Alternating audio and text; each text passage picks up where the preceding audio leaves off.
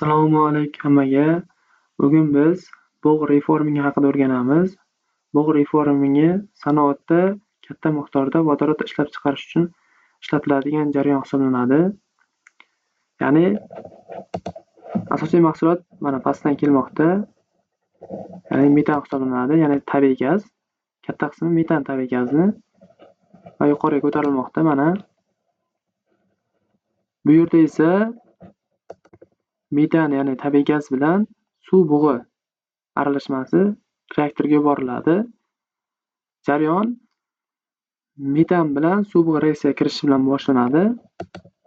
Mana natijada 1 ga 2 nisbatda is gazi va vodorod hosil bo'ladi, ya'ni 1 mol is gazi va 2 mol vodorod. Mana asosiy reaktor. Reaksiya endotermik, ya'ni katta miqdorda issiqlik talab qiladi. Mana bu yerda ikkita qurilmamiz, garelkamiz mana yuqori haroratda ta'minlanmoqda, ya'ni yonib, mana shu juda yuqori harorat bilan ta'minlanmoqda reaktorda. Natijada metan bilan suv bug'i reaksiyaga kirishmoqda. Hosil bo'lgan is gazi va vodorod aralashmasi reaktorning pastdan chiqadi. Mana ushbu aralashma gazda ham yuqori harorat mavjud. O'z issiqligini bu yerda beradi va natijada suv, bu yerdagi toza suv qaynab bu holatga keltiriladi.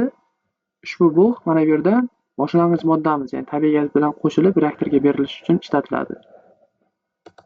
Sovigan mahsulot esa separator qurilmasiga keladi. Agar tarkibida suv bo'lsa, ya'ni suv bug'lari mavjud bo'lsa, bu yerda kondensatlanib ajraladi.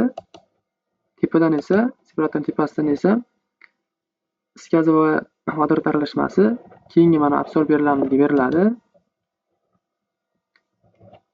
Absorberlarimizda platina ishlatiladi, ya'ni platina bu yerda is gazini yutadi, vodorod yutmaydi. Natijada toza mana 99dan 999% gacha toza vodorod ajraladi katta miqdorda. Is gazi esa mana bu yerda platina absorbentga yutilib qoladi. Tez tuyunadi ekan. Tuyungan payti mana e'tiborga olsangiz mana birinchi zadochka olib qoldi, ya'ni birinchi reaktor, birinchi absorbentimiz tuyundi. Qizdirsak buni yuqori haroratda o'sha yutilgan is gazi ajralib mana pastdan chiqib ketadi mana. Ikkinchi reaktorimizga berilyapti hozir. Bu yerda ham mana yutilyapti platinaga is gazi va bu ham yopilyapti, tuyuni bo'ldi. Mana qizdirsak mana is gazi chiqib ketyapti, toza vodorod tepadan chiqaveradi. Biz ushbu is gazini kislorod bilan yoqib, energiya ishlab chiqarish uchun foydalansak bo'ladi.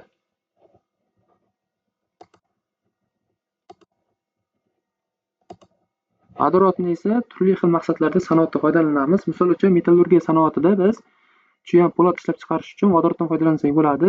Ma'lumki, temir metallari tarkibida kislorod mavjud. Biz vodorod bilan temirni sof holatga qaytarishimiz mumkin. Shuningdek, kimyo sanoatida, misol uchun aytgandek, o'tgan darslarda gidro tozalash jarayoni yoki gidrokriking jarayonlarida ham ishlatiladi. Oziq-ovqat sanoatida ham ishlatiladi.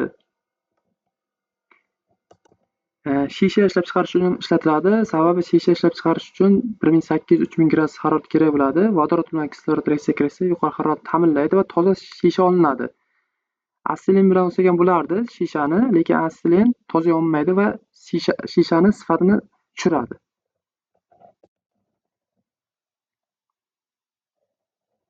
Biz aytgan gidrokriking, gidrotozalash jarayonlarida shuningdek vodorod peroksid ishlab chiqarish uchun ham ishlatiladi. Kimyo sanoatida aytib o'taylik shuni ham, ya'ni azotli o'g'itlar ishlab chiqarish uchun asosan reaksiya azot va vodorod o'rtasida ketadi. Katta miqdorda vodorod talab qiladi. Shu vodorod ham xuddi shunaqa jarayondan olinadi. Ya'ni sanoatda xuddi shunaqa bug' reforming orqali olinib, amonyak hosil qilinadi. Amonyakdan amoniy fosfat yoki amoniy nitrat kabi qishloq sanoatida ishlatiladigan, ya'ni o'simliklarni o'sirish uchun ishlatiladigan o'g'itlar ishlab chiqariladi.